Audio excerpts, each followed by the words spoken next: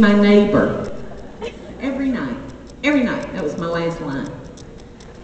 So one day I decided I wanted to live on the water.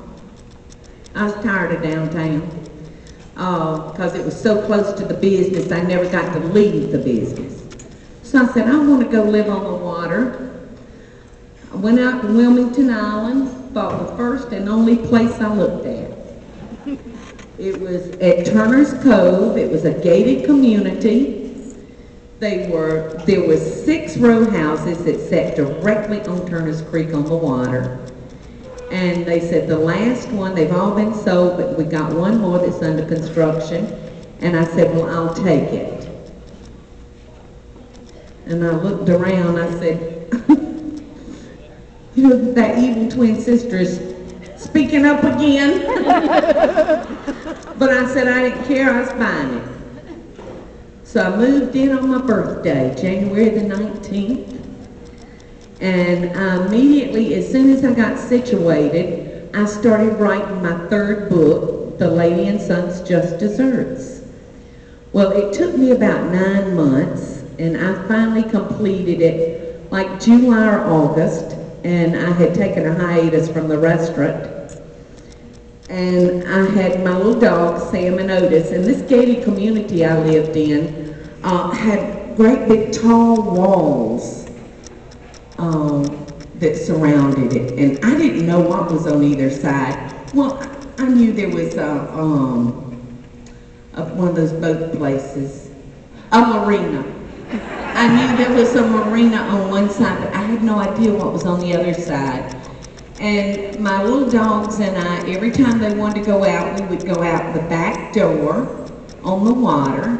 We'd take a right. We would go to a square because these were designed after downtown and they were so pretty.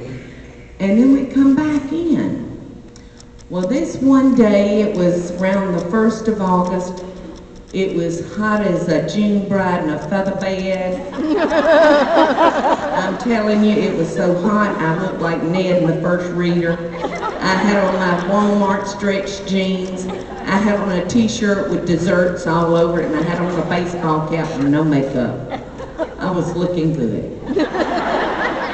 So we walk out the door.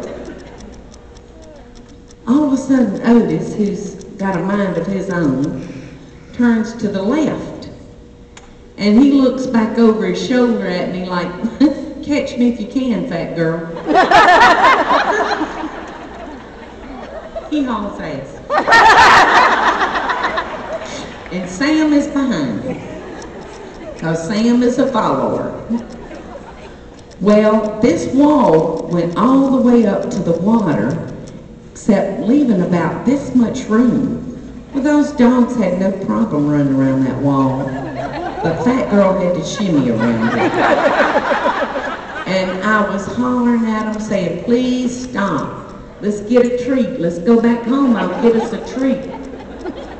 They were not studying me. And it was all kind of like grown up weeds and trash, you know, not trash, but just weeds and kind of, you know, unkept. And they were going through all them bushes, and I'm still right behind them hollering, please stop, please stop. Well, these dogs were on a mission. They saw this man propped on his fence, talking on his cell phone. So here they finally stop, and they start pooing right there in his yard, under his nose. And this man does not look happy at all. He looks like he could be the neighborhood pervert or convict or something like that. He had this shaggy beard and this long shaggy hair, and he had this mean look on his face. And I immediately say, oh my God, I'm so sorry. I said, do you have something? I'll get their poo-poo up. And he mutters something like, oh, it's all right. I like dogs as people, I ain't too sure. That's the truth. You'll know in 2 minutes whether you can trust a dog or not. Sometimes people can go a lifetime and never know. Yeah.